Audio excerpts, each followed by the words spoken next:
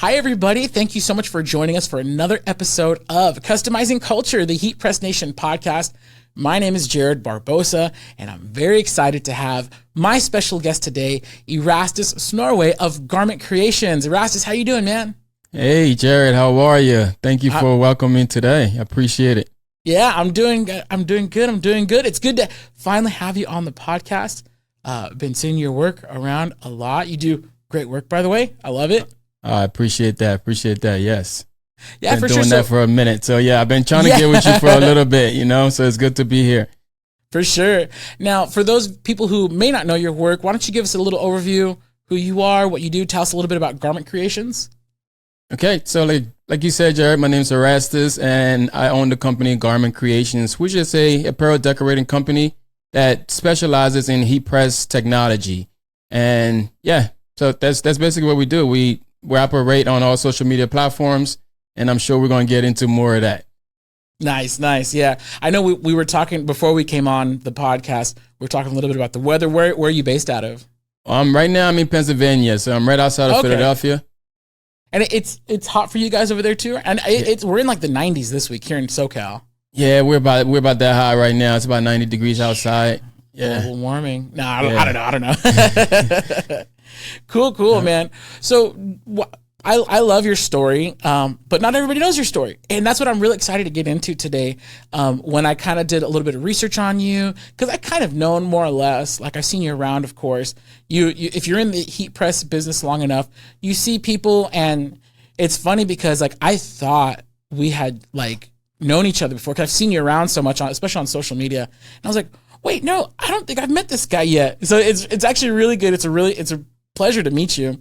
And so I know your story, but for our viewers out there who don't, can you kind of walk us through the timeline of starting Garment Creations? Because that's your business. You've been working how long now? Or why don't you give us the story? Yes. So Garment Creations was something that started, it's about to be 8 years now in August. Oh, nice. And yeah, so we've been doing the customizing business for a few years, more than a few years actually. But So this all started with a just a vision, right? I had a friend that was getting married, and I happened to be in the wedding. So I told him like, yo, bro, we should do some shirts for the wedding. Yeah. I had no idea what I was talking about, Jared. I don't know why I even said that. I was just like, yo, we should do some shirts. And he had the nerve to say, yeah, who's going to do it? And I said, me.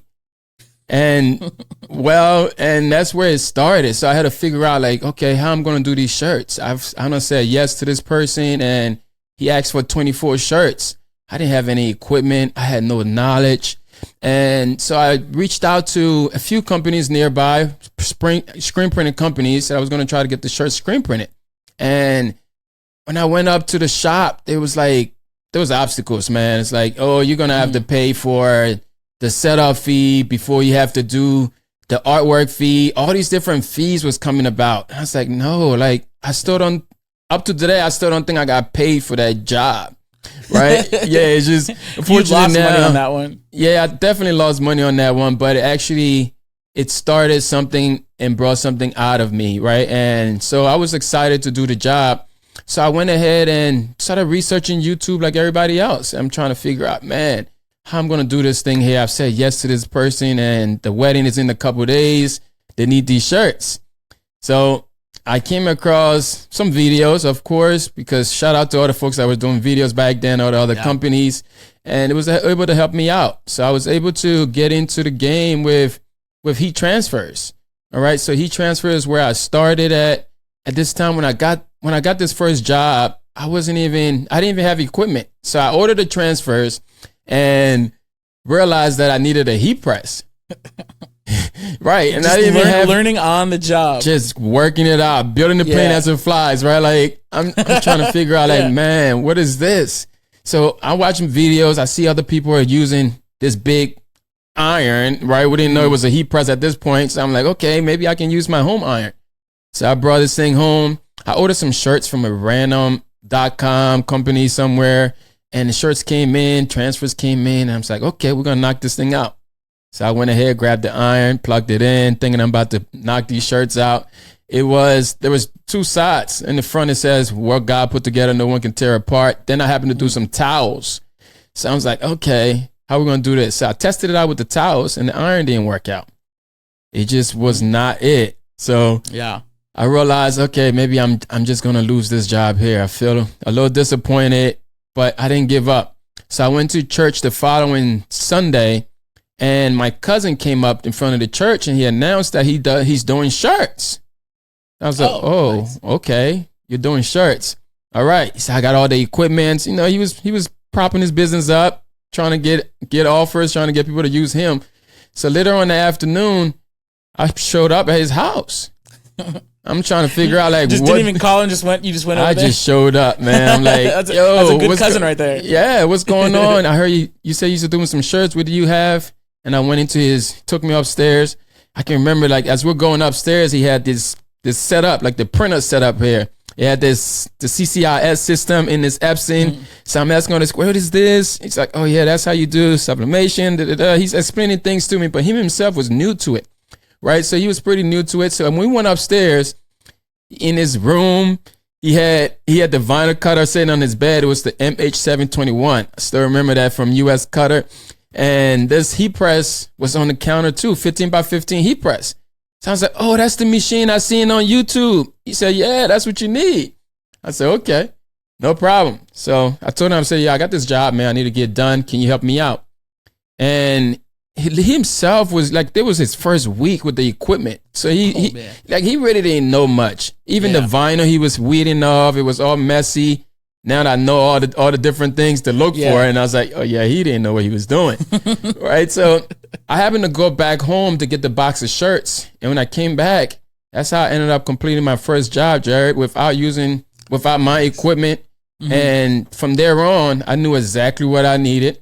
Of course, I jumped on Amazon and ordered my heat press. That was the only equipment I ordered at the beginning, you know, and it was actually it was a power press at this time. And it was a 16 by 24. I got it for the low, you know, for like $200 or something like that. And I used that press for a good 5 years, man. And so all this started in the closet space of my 1-bedroom apartment with my wife.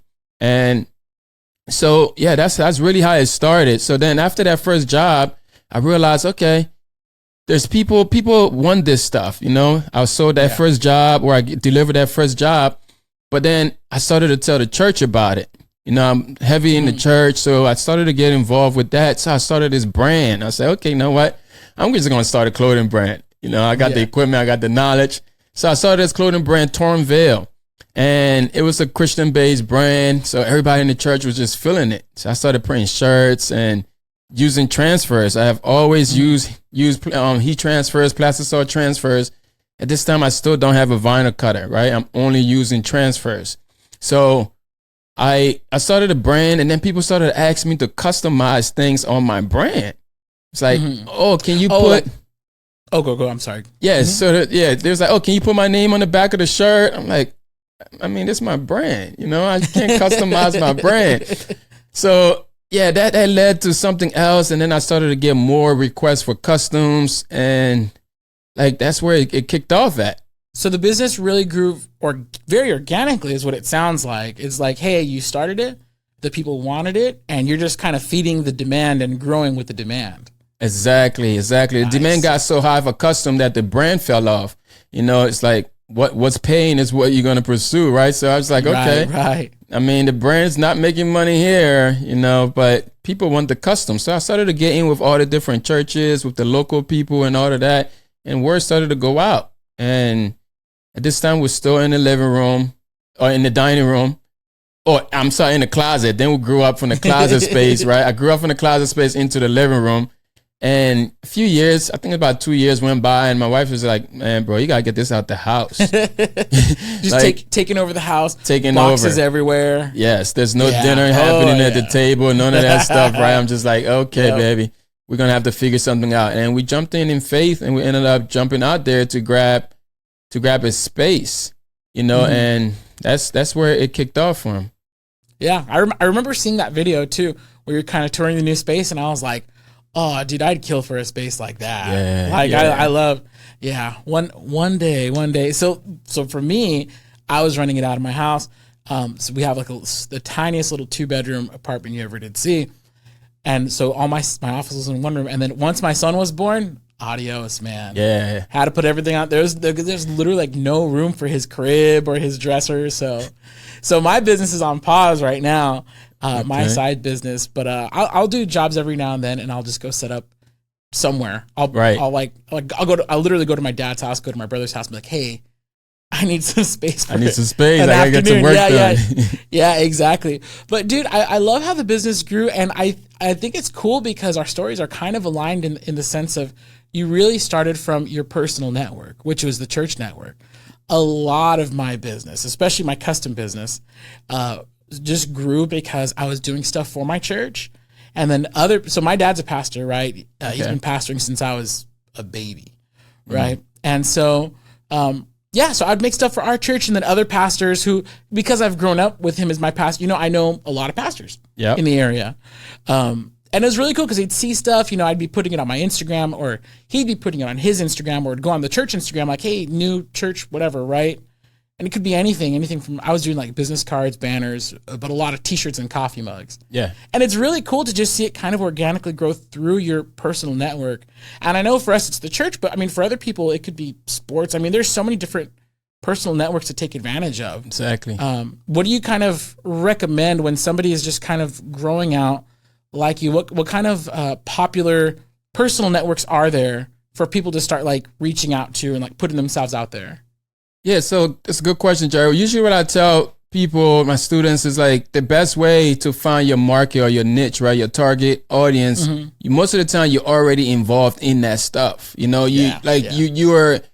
actively taking the kids to the sports game. You're buying things. You have the landscaper coming to the house. You're involved in the stuff that you actually should be being like introducing yourself to those people, so I would say anybody that's starting off today, just think about it. Like what circle are you in now? What events are you a part of? What organizations are you already going to?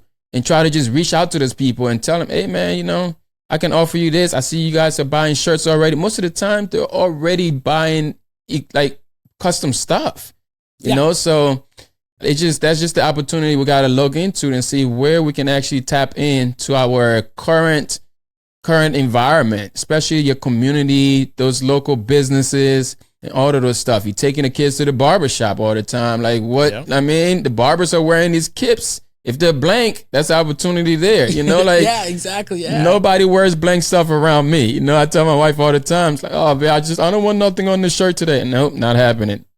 We're a custom business. You got to put something on that shirt, Dude, I throw away so many shirts I would say every like 2 months, I'll just put together a little bag of shirts, send them over to Goodwill. And it's all just custom shirts. So somewhere out there in the LA County area, there's people with my old t-shirts from the thrift store.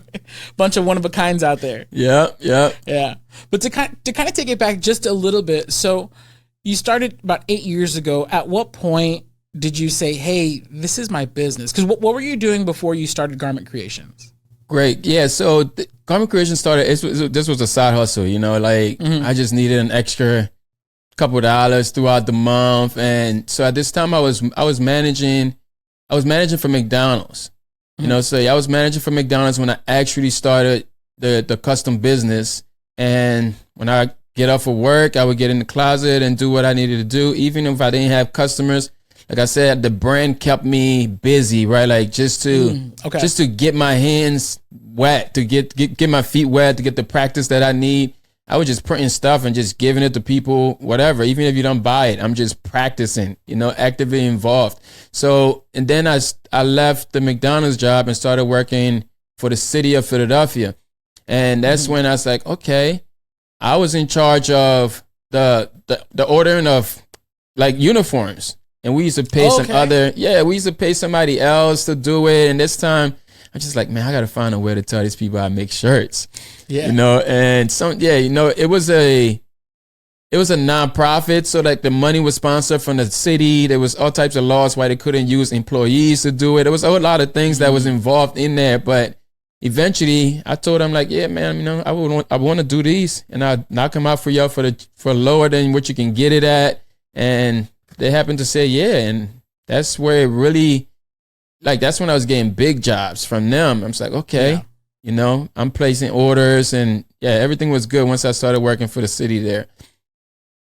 Are you still working for the city, or is Garment Creations your full time? So Garment Creations is full time now. Yeah. Okay. Yeah, nice. It's full time. Yeah. How long has it been your full time? And it's been full time 4 years. Nice. Yeah. So 4 years now. So you've been in it, man. Okay. So then I have a question now. How did it work for you when the pandemic happened? Because if you've been full time 4 years, that means you're about a year or so in 2020. Yep. How did that work out for you? Yeah. So right before the pandemic hit, that's when we got the storefront, and man. So when I got the storefront, the whole idea was, man, I'm going to open a custom spot just like the mall. People will pop in, they would get their shirts in 10 minutes, and then they would leave. So, like, it didn't work out that way, Mm-hmm. The area that I have wasn't, like, really heavy with foot traffic, so it started to just become a studio. I would get orders, people would come and pick it up and all of that. Then the pandemic hit. So when the pandemic hit, it was a whole nother thing. We all went through that. We know people not coming outside, this, that, and third. So when I realized people were not coming outside, this is when I did the whole pivot thing. I realized, like, okay, people want to learn how to do this. People are home, because at this time I'm on YouTube. I was always on YouTube from the beginning. I started my YouTube channel, I believe, like in 2017. Right. So I was always documenting the process, even from the closets. There's people that say, oh man, I remember when you was in the closet space. So there was always documentation out there. Right. And then people started to reach out, like, oh man, I want to do this. I want to start mines. And that's when I realized, when the pandemic hit, man, ain't nobody coming outside, but I can go to them.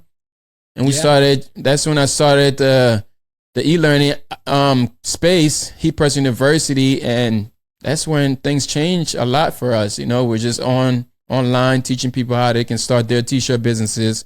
And that's how I was able to really survive throughout the pandemic. Nice. And now you're doing both, right? You're still taking custom jobs and running Heat Press University? Exactly. Yep. So nice. So right now, we're definitely doing both. Not so much of, like, custom is not coming in a lot, because I'm spending a lot of energy just trying to get people started. Spending a lot of time with the educational side and creating different programs and different courses. And we're able to help a lot of people now get their business started. I love it. Now, so like in that time when you're making the pivot to education, like one thing that I love, so we're in the same space, you and me. We both do customs, but we both are in product education, showing people how to do stuff. And I think one thing that I love about it, you tell me how you feel about this. Mm-hmm. I love that people, like the videos that we make, sometimes, yes, people are just doing a hobby, but a lot of times people are building businesses and they're making money off of it. Yeah. And to me, there's something real satisfying about producing content that's helping people make money ethically, right? The right way. It's not like get rich quick. It's just, hey, this is how you start a business. Yep. Yeah. I mean, I definitely feel the same way. I get a lot of joy in that. That's what keeps us going, right? And the moment I turn that camera on and know that somebody, even if it's just one person, is going to find value to this, and then the comments are coming in. Oh, you helped me do this. I appreciate you. Don't give up. Da, da, da. All those encourage me to just keep going, and the more people that reach out, the more people ask questions, it just, it feels good than just, it's the same thing with creating a custom apparel, because then, like, I like to get involved with the customer, know exactly the root of their product and all of that. But it's a different thing when, you're teaching somebody how they can start earning an income or a side hustle, whatever it is, right? But they're going to make some type of money with the knowledge that you have, and most of the time, like I used to tell people, like some people would say, oh man, why are you teaching people the stuff that you're doing yourself? Like, aren't you taking money away from yourself? It's like, no, man, it's like, it's legacy, Yes. That's how I look at it. Somebody's going to reach out and say, oh man, you got me started, and that's the part that I really like.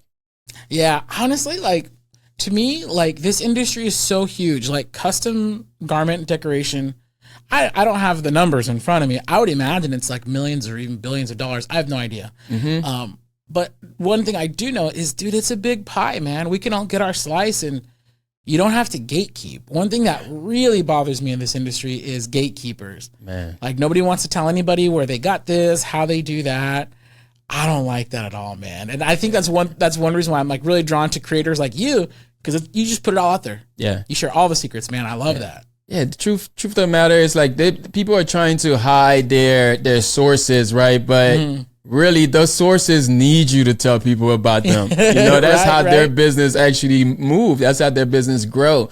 So, but it just got more crazier when the pandemic hit and people are printing, all these courses are coming out now. So people feel like, I can make money off of this one vendor. Oh yeah, you want to pay me to get this vendor's name? And I was like, come on, just pay attention to YouTube. We already released that a long time ago. It's already out there. Right? You know, like, yeah. So yeah, like I got an issue with that too, man. People are just trying to hold the information. And most of the time, they themselves, they pay for that information, right? Some of them now are not even actively garment decorators. They just, they heard this thing one day and boom, now they started doing it. Now they feel like, I can sell this too.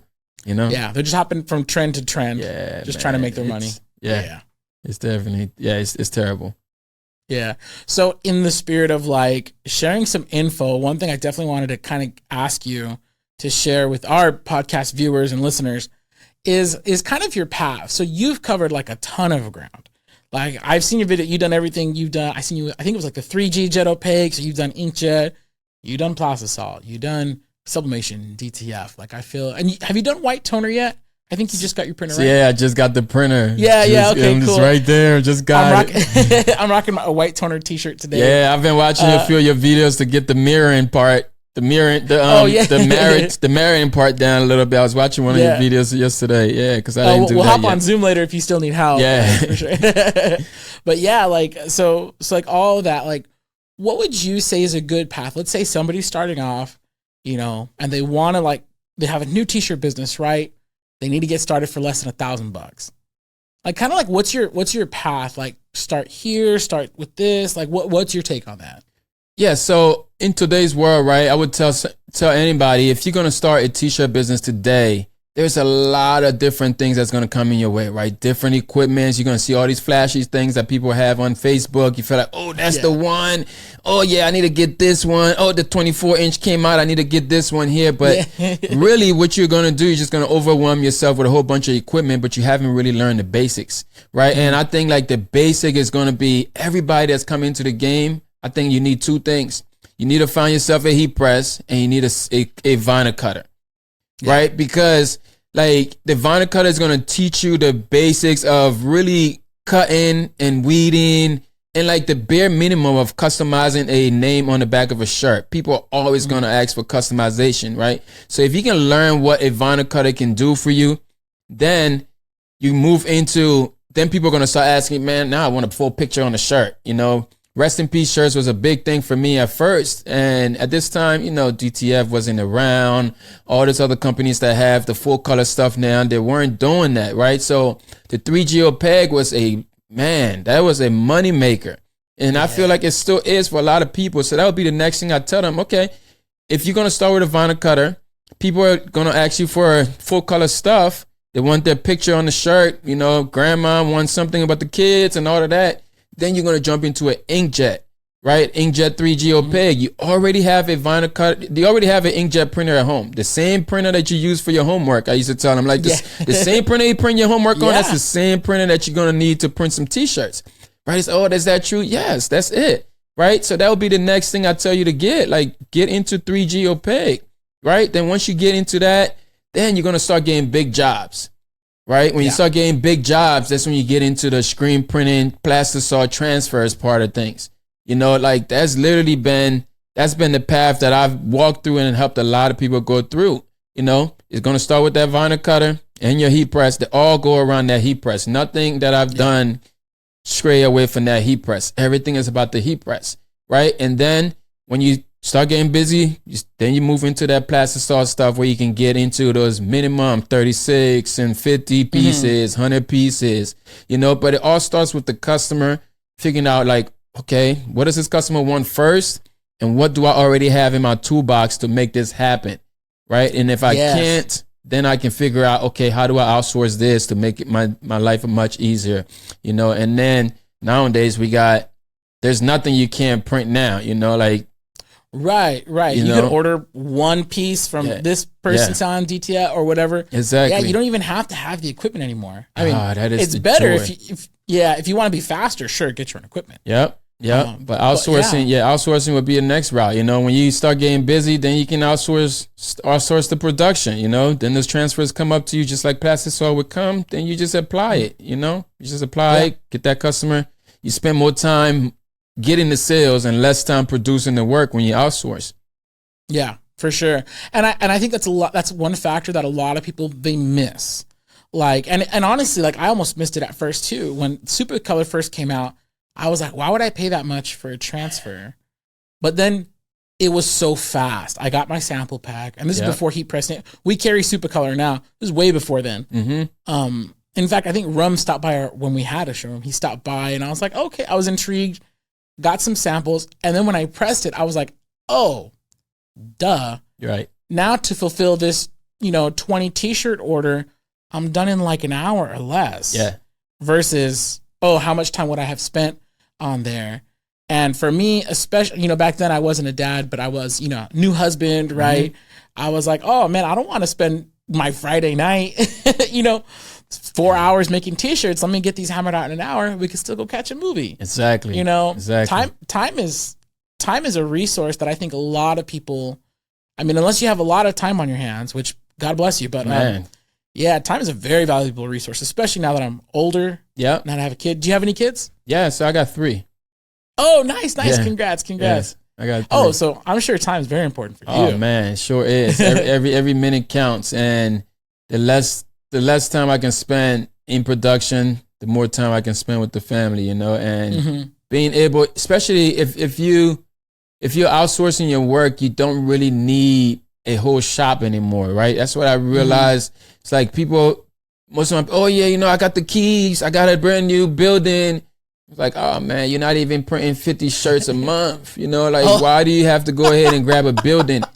Yeah. But the scene everybody else got, during the pandemic was crazy. After the pandemic, it was a whole nother thing. Everybody got shops, everybody did this, but really if you learn to value your time and realize, like, instead of me spending all this time weeding vinyl or even trying to layer multiple designs, multiple layers of vinyl, I can literally outsource this stuff to some of the companies now that are out there, and Supercolor came out and showed out a lot of people, came out and told us what we could do. Of course we had the opportunity to work with them and help them do a lot of things there, but that was a game changer. That's what opened a lot of people's eyes. Like, you mean I can get full color stuff?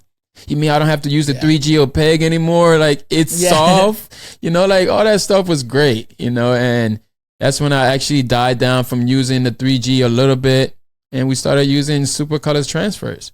Mm-hmm. Yep. Yeah. So now that you've taken all the steps, right? You've grown from just the press, cutter, 3G. So you've lived this. This is not advice that you're just making up. You're not chat GPTing this Definitely advice. Definitely not chat GPTing this. Oh, I could spot a chat GPT blog from a mile away. I hate that. Man. Yeah. But you've lived this stuff, man. And so now you have all this equipment, you have all this access. So like, how do you choose what job gets what? Because I know there's a lot of our customers out there, they might have sublimation and now they want to buy a white toner. So like, if you could give us a little bit of insight into your process, like a new job comes in, how do you pick what's going to go through what print method? Yeah. So most of the time, like I said, most of my process starts with the customer, right? From the moment I get that phone call or somebody reach out, I'm already, like, most of the time this customer reaching out to you, they don't know what print method you're going to use, right? So it's up to you to either steer that conversation on what tools you have, right? So most of the time people are calling me. I'm great at selling one color jobs because I know I can go ahead and grab, I can go ahead and grab like plastic saw transfer single color and knock these jobs out. So I'm always going to try to sell those single color jobs first. And let's say if the customer wants something more Then they want pictures on the shirts. Then I can get into my full color transfers. But most of the times I'm staring that conversation. I'm telling people, you know what? Yeah, you're going to have to get 50 shirts because that's my minimum. But then it'll save you a lot if you can just knock these colors out. Like you don't really need these other 2 colors here. That's just the logo. We can vectorize that, make that a single color. And like you got to educate the customer because they don't know. Like they really don't know. It's very rare when you get a customer that say, oh no, I want it as screen printing. I want it. Like, it's very rare. So I tell them, yep, we need to meet these minimums, and then I'm going to give it to you this way. I've never really had a customer that reach out and say, oh, can you make this, I need it to be screen printed. Oh, people just come to me for shirts. Right. Man. They just come to me for shirts. And you got to be the professional to say, okay, this is the method that I have. These are the tools that I have. These are the relationships that I have that I can utilize to fulfill this job. Yeah, I love it. It's all about the communication. Yes. As long as you're clearly communicating everything, including the price, because some people think they want a 3-color job until they see the price. Yes. And then I show them the price for the 1 color, and automatically it's like magic. Like, oh yeah, let's go that way. Yeah, for sure. Yep. So I'm good at just selling that 1-color job, man, because people want to save. They don't want, they don't want to spend that full color price. Because if you can really get your pricing down, you get your numbers down and tell them, hey, this is what it's going to cost at this price. Every time I close my press, it's going to cost you this amount of money. I do the same thing with front and back. Like I just want to close my press one time, Jared. Like most of the time I'm steering customers away from the back prints as well, because come on, I just want to move on. I want to get the next job done. Even though, yes, I'm going to make extra $5 or $4 on that extra placement, but I'm telling them, you know what? Yeah, let's just get it all in the front. We can do it all in the front, and we'll save you this amount of money. Save, I can say, you can save $4 or $5. Instead of it saying mom on the back, we can put it all within that design, and get it done for you that way. Oh yeah, that's good. It's just communication, letting the customers know, educating them on what they can do and how they're going to save money doing it this way. Yeah, exactly. And I like how you made that point, how they're going to save money. Yeah. Because like when you can come from the angle that you're in their corner, like, hey, bro, I'm trying to help you save money. To me, like that really endears my customers to me. Yes. Like because sure, I could quote them whatever the heck price I want. But when I tell them, hey, here's the price for as you requested it, we could rework this.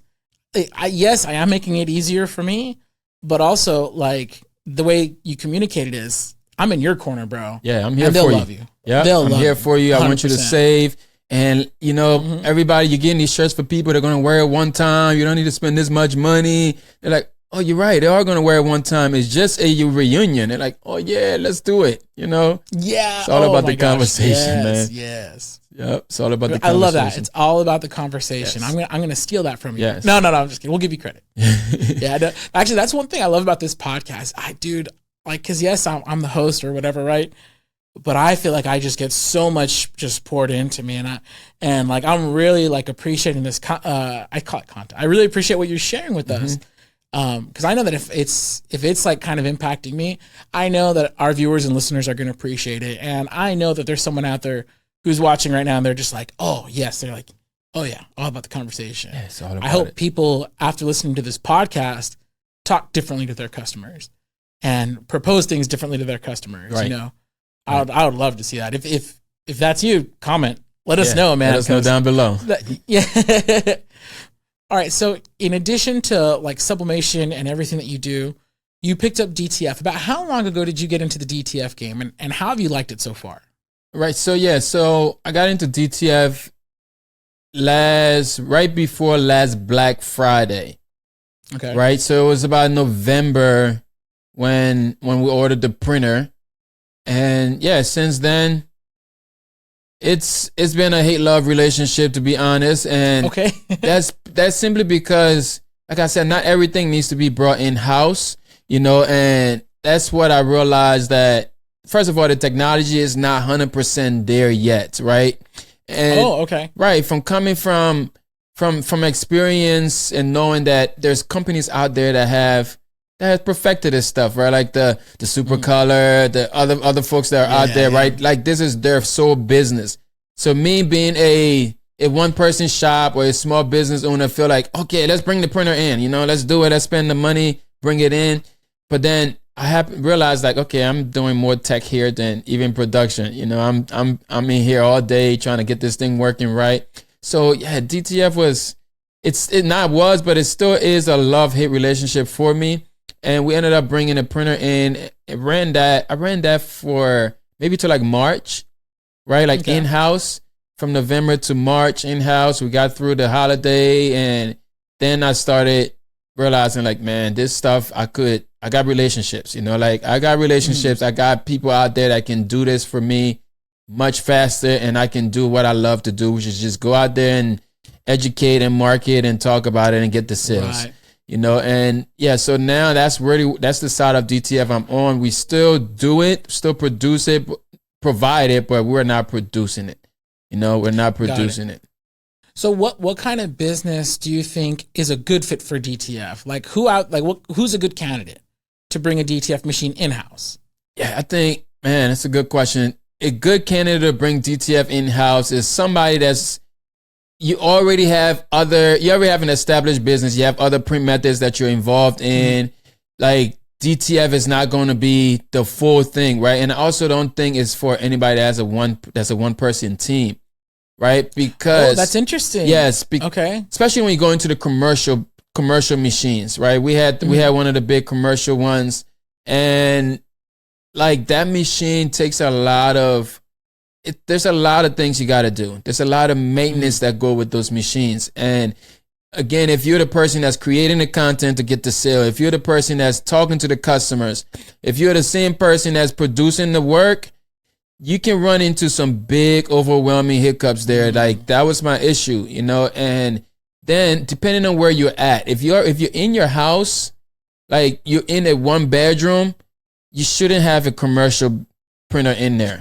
You just shouldn't, you know, because there's some health hazards that go with these machines, man. Okay. And honestly, because like there's films that go around, there's still powders that stuck to my computer now because of all the different, like the dust that's going in the air. There's a lot that goes with it. So if you're going to bring one in, I would say maybe you already have an established warehouse that you're working from, a storefront, you got something in the back of the house or something like that. But like, there's a lot that goes into it to really get it going well. That's where, like, I had the opportunity to visit one company, and they had the whole situation. Like, they spent almost $1 million just to get that air out of the building. You know, just to get the air out the building, because when us small business, we feel like, oh yeah, just bring it in. But they don't really sell you the hazard concerns when they're selling you these machines, you know, like they really don't. So I would say anybody that's bringing that in, make sure you already have an established space that is not your bedroom. That even now I have a partner that's calling, oh, you know, I got to get this machine out now because I just got a new neighbor that's got a baby and they're complaining because it's shaking the ground. Man. You know, if you don't have an established thing, I would say stay away from it. You can get so much more value when you outsource your printing to some vendors. Got it. Man, that's some really, really good insight. And I appreciate that it comes from a place of experience.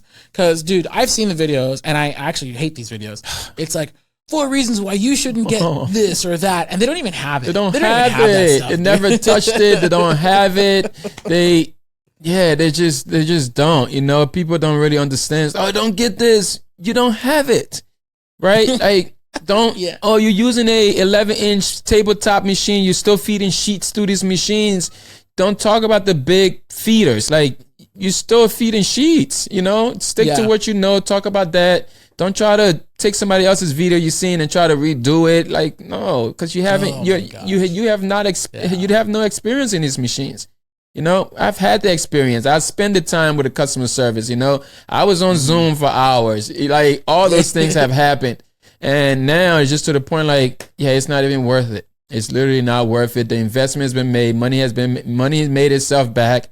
Now let's figure out how we can do things much faster without damaging our lungs for any reason. Yeah. Oh my gosh. So such a good point. Oh, it's a serious health hazard, Jared. I honestly feel like I was affected some way from just operating this machine in a small space, you know. And there's at one point I went to the doc, said, man, one nostril wasn't as clear as the other one. It's like, "Oh, what have you been doing?" I said, "Man, I've been running this new machine, you know."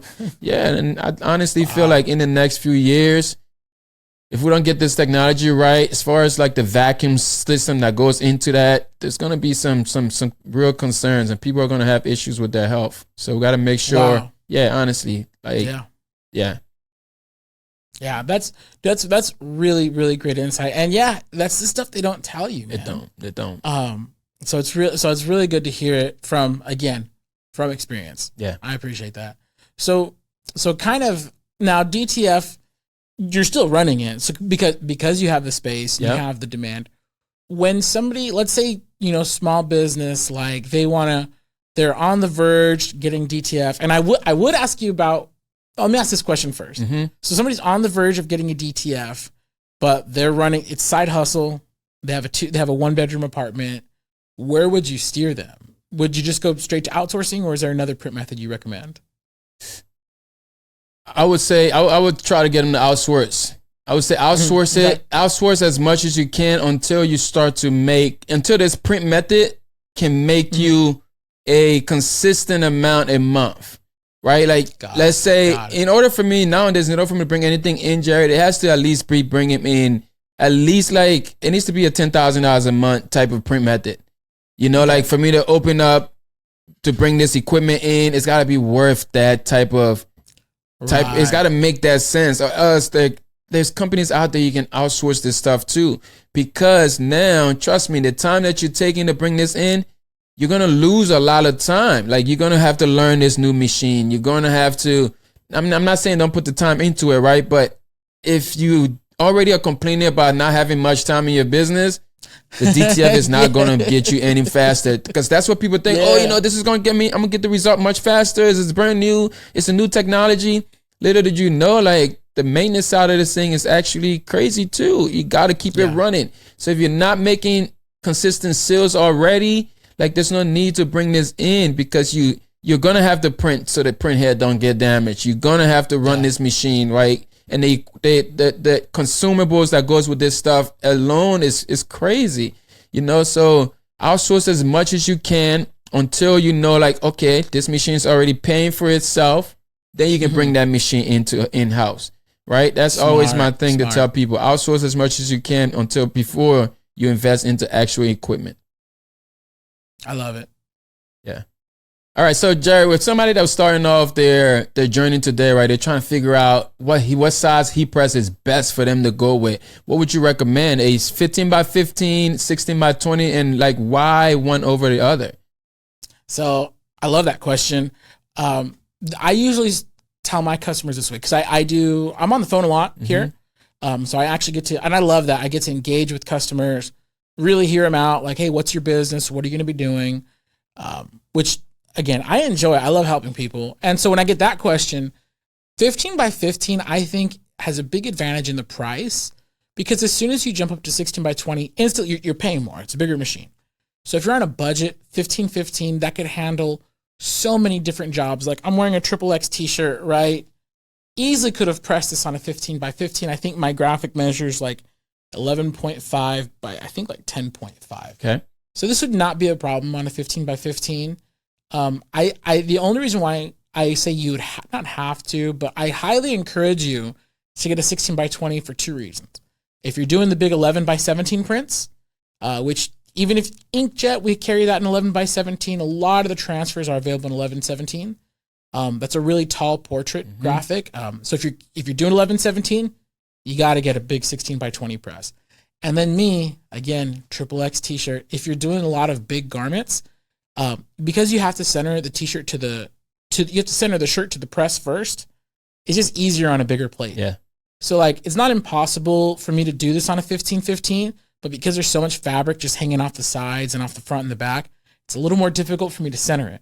Versus on a 16 by 20, because it's a bigger plate, I have an easier time centering this big old 3X t-shirt. So that's kind of the guideline. But again, I think the budget is the biggest factor. Right. Because you could only afford what you can afford. I don't want anybody, losing their shirt on a heat press. Don't take food off your kid's table for a heat press. If you're going to use like a credit or, borrow responsibly for your heat press, so I think the budget's the biggest factor. But then if you have the budget for both and you're just trying to make a decision, yeah, go 1620 if you can. You'll have more options. Yep. Or 1515. I think it's a great place to start. Yeah. Yeah. Like you said, it's all about the budget. Yeah, exactly.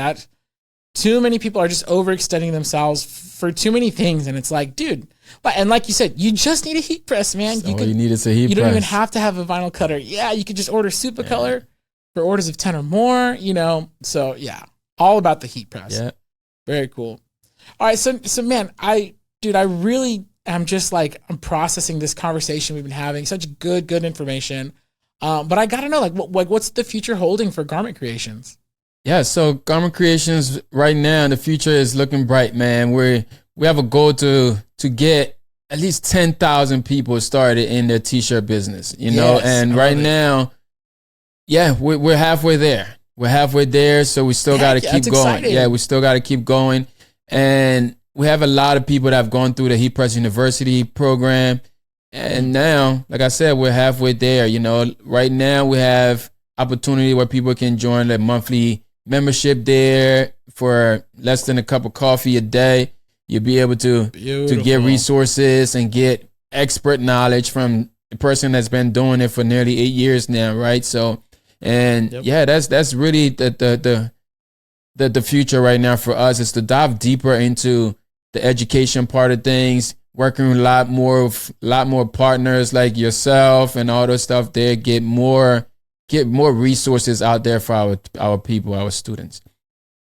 I love that. And when you say resources, are you like developing like classes, just different content, like kind of, I guess what's kind of going into Heat Press University right now? So right now is a lot of like content, live classes and stuff like that. So my goal right now is to travel around, do some workshops, like show up in person workshops, definitely. That is great. Yeah. So when I say like partners, like really reaching out, okay, Jared, I want to come to California this month, can we collab on something? I bring some students that's local over there, like stuff like that, just to get people exposed more to the partners that are helping this industry grow. Yeah, I love it. Dude, that is super exciting, man. So why don't you do me a favor? Tell everybody where they can find you. I think more people definitely need to know about Garment Creations and about just the wealth of knowledge and experience that you're bringing to the table. Awesome, man. So yes, you can find me anywhere on the internet at Garment Creations. So that's Instagram at Garment Creations, TikTok, youtube.com/Garment Creations. We also have a Facebook community as well. It's called Fire Up the Heat Press. That community has nearly 30,000 members in there. Like we're everywhere, man. We're just trying to get people as much information as we can, especially for beginners. If you're just starting up in this business and you feel overwhelmed with all the other stuff that's out there, I want to tell you, man, you don't need to tune into those expensive machines or these big machines and all these other stuff that's going on there, man. All you need is a heat press and you'll be on your way. Beautiful. Well, man, I love it. I really appreciate you taking the time to just share everything with us. This has been like super insightful for me, and I know our viewers are going to love it. So, dude, thank you so much. Appreciate it, Jared. Appreciate it. Thank you.